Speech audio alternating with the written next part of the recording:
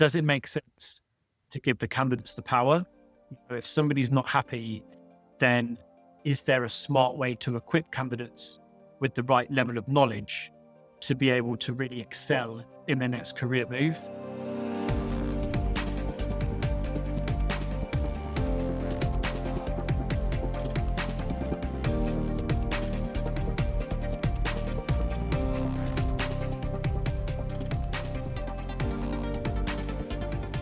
A few weeks ago, I saw a LinkedIn post from a friend of mine describing her experience being interviewed by an AI. She applied to a company, they set up the first round of interviews, she showed up, and it wasn't a person on the other side. It was an AI, and she described the experience as pretty lackluster. It was very off-putting, made her for certain not want to work at this company. Listening to that got me really interested in what is happening with AI in the talent and recruitment space. Obviously, AI is changing a lot of things, but what's it doing to recruiting, since that's such a key area? How is it impacting candidates? How is it impacting hiring managers? How is it impacting companies? And so I was really excited when a good friend of mine, Tom Kelly, reached out. Tom is the co-founder of a company called Evona, which is a recruiting company focused specifically on the space industry. I've known them for several years. I've watched them expand first from the UK and Europe into the US, and now into executive search.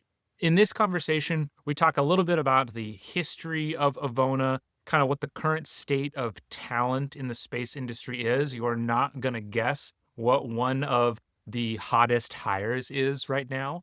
But most of the conversation focuses on AI. What's working, what's not, and where are we going? It's a really interesting conversation. I think Tom has some very counterintuitive takes, so I'm sure you will enjoy it. Before we get into the conversation, I do want to remind you that if this is your first time listening to the show, please make sure you subscribe so that you never miss a future episode. And if you're listening to this and happen to be someone who is responsible for developing leaders in your organization, I would love to talk to you. Please reach out through matt@bettereverydaystudios.com so we can find out what we can do to help make your managers better. With that, let's get into the discussion with Tom Kelly. Tom, welcome to the Leadership Launchpad. How are you doing today? Very well, thank you. How about yourself? I'm doing great. I'm so excited we're going to get to chat because we first connected. We were talking before this. It was at least 2 years ago, I think. We both live in different cities now. So much has happened. So to get started, I'd love for you to take me up to speed, because I think when we first connected, it honestly wasn't that long into Evona's history as well. So what is your company and kind of how has it grown over the past couple of years? Yeah. So some major differences in the last few years. I now live in the US along with one of the other founders. Beforehand, everybody was based in the UK, and we were primarily working with seed through Series B, potentially Series C space organizations who were looking to scale rapidly. Since then, we noticed a lot of augmentation at the executive level. So we teamed up with a chap called Steve Binder, who also is from SpaceX, who runs our executive search practice. So we now have an executive search arm of the business, and myself and Jack are here just to grow the presence. We're still indexed mainly into kind of seed through Series D. Quite a few of the companies that we work with have IPO'd, AST, Voyager, and so on and so forth. But fundamentally still in the same crazy world that is working with these space startups who need to hire as fast as possible with crazy hires. And, we love it, but it's certainly challenging. That's for sure. Yeah, there's always such niche requirements from some of these companies. One thing that I was really interested, or that came to mind when you reached out and we started talking, was I think right now especially in the States, I don't know about globally, but especially in the States, we're hearing all kinds of stuff about talent shortages and hiring shortages of whether it's manufacturing companies or they're trying to expand and they just can't get enough workers, whether it's the skill or there's not enough people there. Within the space industry, what are some of the big bottlenecks that you're seeing from a talent perspective? Yeah. Okay. The two major areas you could divide into engineering and sales. Those are the two hardest areas. Interesting. Um, Interesting. yeah, if we go with engineering first because it's a bit more obvious, and then we'll go into sales because that's a lot more nuanced. But engineering, it's electrical engineering, electrical power systems, um, power electronics. Those are the three core, very, very difficult areas. The reason being because certainly over the last sort of 10, 15 years, Internet of Things and that whole idea of a piece of hardware being alive, that requires a lot of electronics. And therefore, had most sectors now that are starting to develop their own hardware. That means that there's a huge pull, and lots of universities have been scrapping their electrical engineering courses because nobody wants to do it because it's not a glamorous job. I would Interesting. liken it to, I don't know if if you've done much in terms of like house improvements or anything like that, but plumbers, and electrical engineers, they're just a nightmare to find. It's exactly the same. It's not a glamorous job, but it's in huge demand because you need a person to actually do it. So if I were a betting man, and I would get a phone call from a news-based company tomorrow, I could bet that they would say we're looking for electrical engineers and electrical power systems, uh, sometimes GNC as well. Um, that's a huge demand. Um, Reason being, obviously, fly more satellites, we need to be able to control them to move them around. Yeah. But also, some of the primes like Lockheed Martin are nurturing this talent, pushing them into program management. So you've got the startups where this skill set has an increased demand, but then you have the primes who are kind of squeezing talent into more of a program management route. So engineering wise, that's absolutely where the core demand is. It's interesting, especially on the electrical side. I would have expected what you said of there's just a lot of demand, right? Like, and so there's so many different companies pulling that talent that it's getting spread thin. That totally makes sense to me. I never would have expected you to say that the kind of the sources are drying up. Yeah. That's really interesting. Okay, so that's the engineering side. Yeah. I'm really interested in sales. I've heard this before, so I'd love to hear your take on it. Yeah. So the sales side is fascinating. Um, the DoD area remains very strong. You're looking at NGA, NRO, anything more on the geospatial side, but increasingly more on the satellite side. Um, but as well, there's obviously US Space Force, Army, Navy. There's just a lot of demand in those arenas. And if you're a space startup and you want to get funded, seed investment, great if you have an amazing idea. But next, it's like, right, now we need to sell this thing. And there are very interesting companies that are cropping up that are doing well, such as Cyber Advisors, based out of Yeah. Texas. Really strong at those initial contracts and looking to get the companies going. But then investors are like, okay, great, right? You have the concept from a technology perspective. Now we need to make sure that somebody wants to buy it, and it's such an ever-changing landscape because, of course, initially you're looking to win those sort of first level of contracts. That's a certain skill set. But then off the back of that, when it comes to actually manufacturing, then you need somebody who can go in and is able to articulate what the company actually are doing. And so therefore you need somebody with space experience. So it's in the early stages, it's about knowing the end customer. As you move into the manufacturing area, it's about being able to articulate what the company is actually doing at a technical level. So you kind of get this like meandering requirement Yep. of skill set, but Yep. all incredibly important. And that's why we've seen a lot of very senior business development and salespeople go fractional, and they might pick up a number of different customers and help them out. But as demand has spiked again, as I'm sure you're aware, record breaking investment into the space industry in Q2 of Yep. this year. Recruitment follows investment by 6 months. So we're expecting, I mean, it's very busy now. We're expecting a tidal wave around about October, November time. Hmm. And if, again, from a betting perspective, it's typically going to be engineering or it's going to be sales. Yep. And that demand won't go anywhere at all. The sales strategy side is also it's just a key area for businesses. And we're seeing a lot of companies pivot and want to change out the sales direction.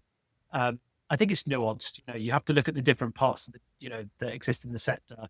From a geospatial perspective, what Umbra did in terms of open sourcing their data, everyone's like, right, okay, what does that mean now? And because new space is still new, overall, there's all these meandering and changing situations. And that is when it comes to the sales cycle and the sales process, you have to follow them. Because ultimately, if you don't have orders, then your company will be in trouble. Yep. So we're seeing a lot of technical sales engineers that are needed. We're seeing a lot of TPMs that probably learn to then flip into that role. So it's a fascinating area. It changes like Yeah.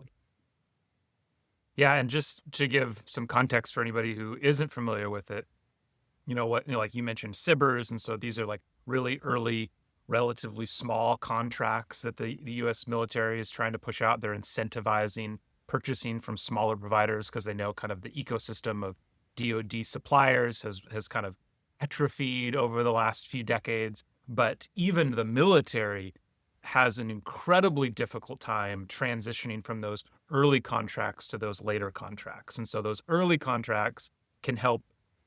It makes sense why there's different requirements for the people who are doing it, because those early contracts, it's somewhat programmatic. It's easy to get in the door. It gives kind of the VC world a little bit more of a warm fuzzy feeling that okay, there's some demand, there's some longer term demand there. But then getting that shift over into what's called a program of record, it's an entirely different thing, because now you're talking about funding streams that are often coming from like congressional law, where like that's where you need to get. And it's, having been on the inside, it isn't, I can't tell you how hard it is for the military themselves to move money around and put money towards what they want to put money towards. And so I can only imagine the skill set involved in being able to do some of those later stage things to really help the company achieve the scale that any company is going to want to achieve. That's it. So that makes a lot of sense. There's this demand. You're expecting this tidal wave of demand. The main thing we wanted to talk about today is there's also tremendous changes happening in the entire kind of talent acquisition realm, largely driven. I mean, everything's changing as a result of AI. From my perspective, having been someone who's just known a lot of recruiters, known a lot of hiring managers, been involved in training hiring managers and things, I've always felt this was a piece of the industry that was just so in need of disruption, because every side was kind of unhappy, right? It's like hiring managers weren't getting the quality of candidates that they wanted. Recruiters were overwhelmed because there were so many job recs that they had to fill. Candidates were disappointed because they felt like they were just like a cog in the wheel. And so there's this really challenging ecosystem, and now AI is getting involved. Tell me your I guess start to set the stage for, I just kind of gave my diatribe of like how I've seen the industry, but for somebody who's been in it, like what's the state, what's the transition that we're having seen happen, and then where do you think we're going? Yeah. Okay. I've been a bit obsessed with this subject. So if I chew your ear off, then you need to stop me. But okay, it's a fascinating time. Really fascinating. I think it's a fascinating time, full stop. As we charge towards AGI, the step before that is going to be agentic search. And really, there's so many different potential outcomes and hypotheses of what that means for both sides of the equation, for the company looking to hire, for the candidate who's looking for work. What we're seeing, so I'll discuss what we're seeing right now, and then I'll discuss where I think we're about to head. So right now, tremendous amounts of efficiencies are there by utilizing AI. So looking to automate as much of the admin tasks as possible. I think that goes for everybody, throughout this podcast, or, how you're going to prepare for it, how you're going to produce it. I'd imagine AI is starting to get weaved into that. It's exactly the same from a recruiting perspective, and anything admin related. So that's a good. When it comes to searching for talent, there are a plethora of tools that are starting to crop up. You may well have seen them, and they spread far and wide. You have your lead gen tools like Apollo or Zoom Info, but then you also have your sourcing tools, things like Finder, and a number of others, things like Sourcewell. Now, what a lot of these are doing is effectively putting their hooks into LinkedIn. LinkedIn, people can try to talk about these other networks that exist, but really LinkedIn is still the holy grail. It's where the most people are. Reddit, you can look at GitHub. There are different areas to interrogate, but fundamentally, it's still all about LinkedIn. And LinkedIn has a number of different components. You have the front end LinkedIn that everybody sees, which is basically a feed, more social media. Then you have the LinkedIn recruiter element, which is more of the old school area where recruiters and recruiting teams go in almost on the back end of LinkedIn to go in to search for candidates and build lists and start campaigns. Then you have LinkedIn Sales Navigator, which is primarily for business development. However, but when it comes to finding candidates, it's great because it kind of opens up the whole of LinkedIn to you on like a back end tool. Now, where this is relevant to a lot of these tools is they effectively all sit over LinkedIn Sales Navigator, and they really are a really good marketing play, essentially. But everybody's looking at the same data. There's 4 or 5 different key sort of data sources. Interesting. You have a Chrome extension, but they're all going to pull from the same place. It's going to be Zoom Info. It's going to be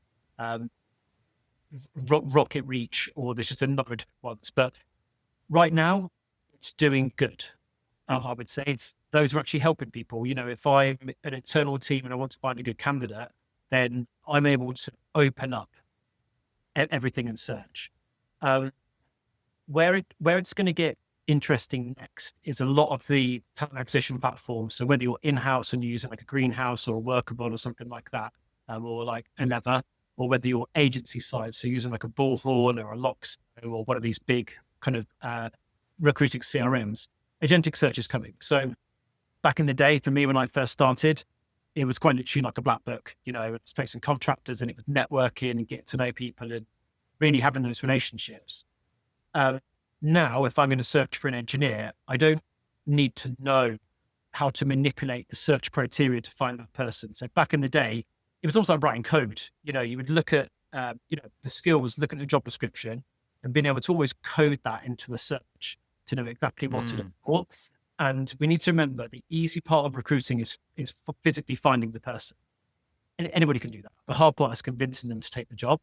Now, with a lot of these platforms, you're soon going to be able to just have free text. So anybody could go in and say, find me an electrical engineer who's worked in a Series B company, who's worked on spacecraft end to end. Just that's it, prompt. That will then go off. That will then search LinkedIn Sales Navigator.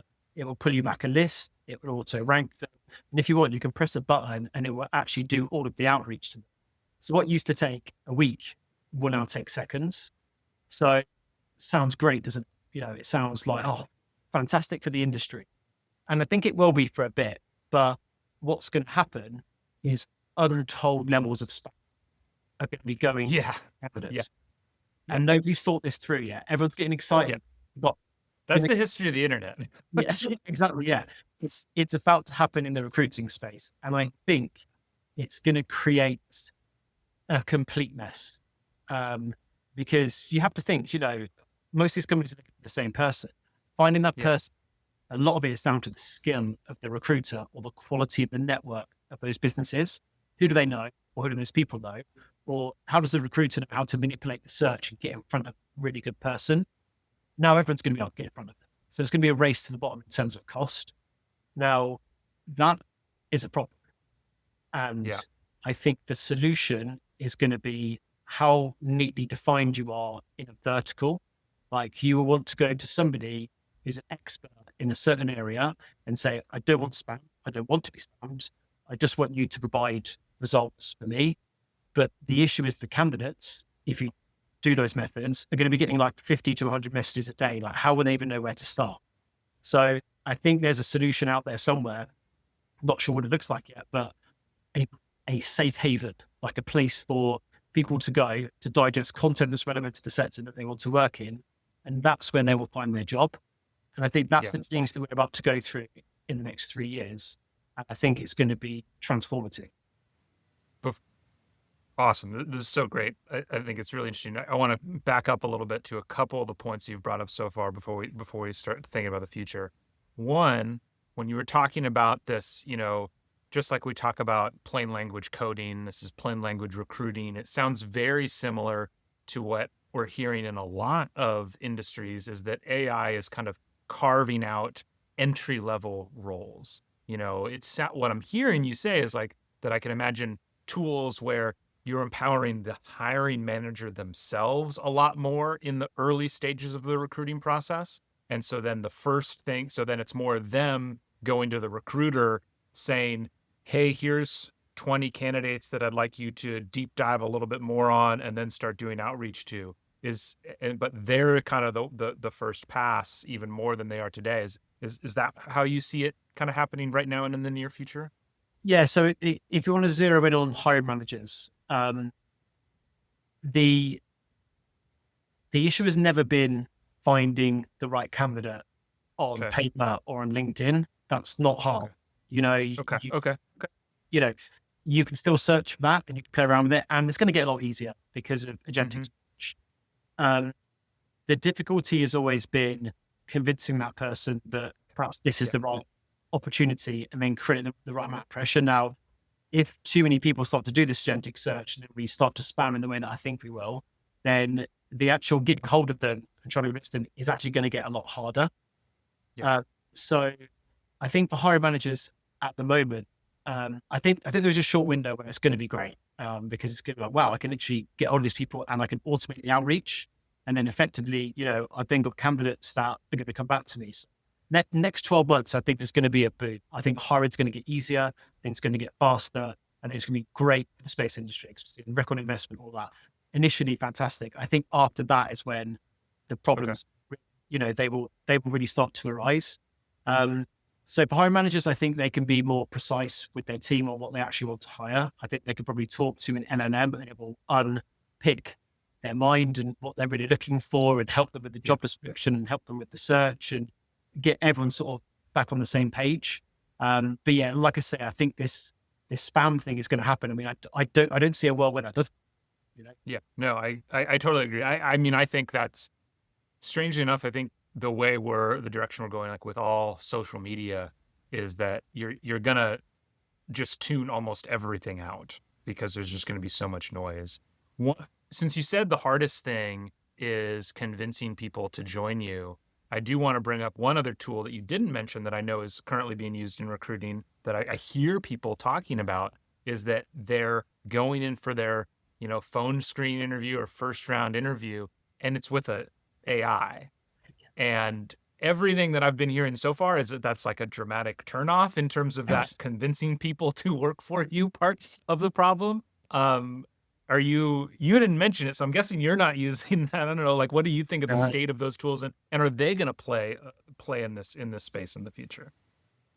okay, so let's separate it out. So on the one hand, we have a new CEO of a company. Um, they want a constellation in Leo and they want to image down to 2 centimeters. That, let's take as an example, super Okay. focused, been there, they've done it. They're like a laser. They are the sort of company that are going to come to a company like us or anybody else, say, I have a problem, trust you, I want you to go and fix it for me. I want you to find me these people. For that, depending on how niche it is, it's difficult enough anyway. What you should not do is put unnecessary steps in the way. If I'm an executive, I'm not going to interview with an AI. It's just not going to happen. And I think a lot of it is a demographic thing. Yep. It's just not right. It just won't work. On the flip side of that, let's say that company is a bit further down the line and they say, actually, we have some iterations that we want to do to our website. We're looking for a front end dev. We would love somebody to be local, but we're not really too fussed on the skill set. Now, they have an area where there's going to be a plethora of candidates that are going to apply really, really, really quickly. That's an area where you might want to integrate AI because it's great at doing the first sift of people. It's tech savvy people that are applying. Perhaps the people are more kind of introverted. So therefore, actually, it's more comfortable to talk to an AI. It's more comfortable to have more of a chat. So I think it's absolutely nuanced, but as a one size fits all, I think on some of the vacancies that I've been talking about, you're going to lose more candidates than you're going to gain. Yeah. Now, having said that, a really interesting outcome that might come from all of this is that what happens if the whole thing gets flipped on its head. And if I'm a candidate looking for work, I have an AI agent who I train on me. It understands me, it gets my sense of humor, it gets everything about me. And I basically flip that AI agent out to go find me a job. So then the AI agent is working on behalf of the candidates to go and secure them interviews in companies. So if I'm a client, I actually get a knock on my emails, I guess, from Yeah. an AI saying, hey, look, I'm representing this candidate. They're great. Here's their portfolio. Here's their skills. It's beautifully presented because it's AI. That's a legitimate outcome that might come from all of this. Interesting. And that's why I think it's so nuanced. I think the executive level is not going to change because you want to talk to somebody who knows what they're talking about. It's a critical strategic hire. You as well, are you going to be in trouble if you're an executive and you fire up an AI to go find you another executive and it doesn't work? Well, you're going to be in trouble there. You want to go to a reputable executive search person who knows what they're talking about. However, there are certain roles that you can see now that are starting to be way more applicable. We actually set up a product now. We're working with a company where we're just advertising all of the roles for them at a super low price. All the roles will be out in our network. And then the candidates come in and they get auto ranked based upon how they fit the job description, but also everything that we've learned over the last 7 years about working in a startup. So they have two scores, startup suitability and the company making placements off of that. There is a place, and these roles are niche. So there is a place where there's just no contact. It's just advert out, comes in, auto ranked, speak to the candidate, hire. So I think, and that's already basic technology really, but Yeah. I think it's going to be very, very, very interesting to see how those different layers really pan out. Yeah. So for where we're at, there's a couple interesting things that I think you're bringing up. Of one, you could see a world where some of this agentic AIs really enable candidates, and that now all of a sudden you have kind of a recruiter acting on your behalf where you never could before. There's a bit of empowerment of hiring managers because they can get out there and search a little bit better, though it's not incredibly impactful, maybe simply because it's not that difficult even today. And then the final piece that you brought up is this just kind of spam nature of what's going to happen. Like, do you see a pathway out of that? Yeah. I think what we're trying to say in other words, and I think this is applicable to lots of different areas, is that there is the potential that AI kind of eats itself. Meaning, if I'm a hiring manager and I suddenly spin up full automated outreach for my electrical engineering job, great, I'll get in front of more candidates. But if everybody does that, then the level of spam will mean that nobody gets hold of anybody, and therefore it is kind of eating itself. So that's the problem that will need to be solved. I do think the way out of it is, it's something that we're really looking at is this potential flip on the head. Does it make sense to give the candidates the power? If somebody's not happy, then is there a smart way to equip candidates with the right level of knowledge to be able to really excel in their next career move, and a place to come to consume content, to not be spammed, and therefore by proxy put the power back in the candidates? Like, you go for a job when you're ready on something that really fits you, versus at the moment it's a kind of a case of, well, client demand, we go out and we headhunt. And like I said, executive headhunt area I think is safe. I think the placement of contractors is safe, because if you need a contractor and you're in a company, you need somebody quickly. But I think everything else I think that there's definitely a lot of areas that could be disrupted. But I do think your electrical engineering, your electrical power systems, like I said, initially it's going to be great for hiring managers. but then they're going to kind of cause themselves a problem, and it's going to revert back to actually who's who actually can like who can text the good electrical engineers right now, and then Yeah. for me. So I think it's going to Yeah. circle, and I'm sure you're more than aware of this as well. The problem with what's coming is that everybody's going to really crave face-to-face interaction, Yes. and therefore really well up on events in kind of closed networks. Meaningful interactions are going to become more and more important, and therefore this whole notion of speaking to an AI to get a job, I think it's going to go full circle, and people are like, no, I just want to go and talk to somebody about it. It's a career move for me. It's very important, and that's why I think a lot of the big staffing and recruitment agencies might find themselves in a bit of trouble because they cover lots of different sectors, and it's going to be about the niche, develop that niche, meet people in person, and create that level of experience. I think that is the way out of it. Nobody's done it yet. I think it's going to be, we're going to have to feel it out, just like we're all going to have to feel out everything in the next few years with what's about to come, especially with AGI. But the staffing sector is primed, along with lots of different services industries, to be completely disrupted. Yeah. It's kind of an old is new again kind of feel of the traditional who's in your network, what's your brand, all that kind of stuff just elevates in importance again, because I like that idea of like, or that kind of metaphor of AI eating itself. It really reminds me of, one of my favorite, and I think one of the most prescient AI movies is the movie Her, where at the end, the AIs just leave. They're just like, actually, we've decided it's not even worth it anymore. We're out. And I almost think that's like the most likely outcome for a lot of this stuff. Maybe not quite like that, because I don't even know what happened to them. But to your point, it's going to get so good that there's no competitive edge left within the space, and so you have to go to more traditional things. That's interesting. Yeah. The best example that I can see at the moment is Reddit. I think not only is their share price well because it's a terrific platform, but when you think about what they've actually created, they're both a generalist and a specialist at the same time, and that's a real art. And I think the way that they've done that is the future of social media, the future of interactions, the future of engagements. It's going to be about finding a tribe, and I do take a lot of inspiration from Reddit. I think what they've created is awesome, and so I think that style is probably where things are going to land. I'm very interested to see what LinkedIn are going to do about it, because it still is where all the candidates did. That's pretty much, it's mainly a job focused area.